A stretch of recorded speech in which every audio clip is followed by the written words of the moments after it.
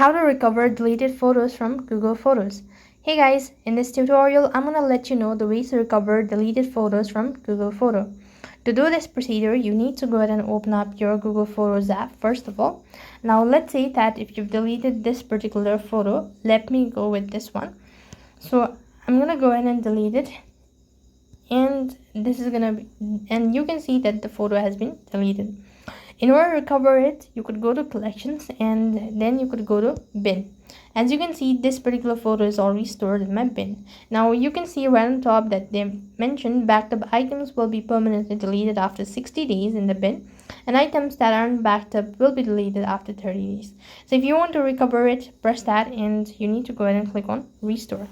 So this way you've successfully restored or recovered your deleted photos. This method won't be helpful if it is already deleted from the bin as well. If it is already deleted from the bin, you could go and contact the support team, let them know about it, and they should be able to get you with the solution. That's all for this video. I hope the video was helpful. Make sure to like, share, and subscribe to our channel. Thank you for watching. See you in the next video.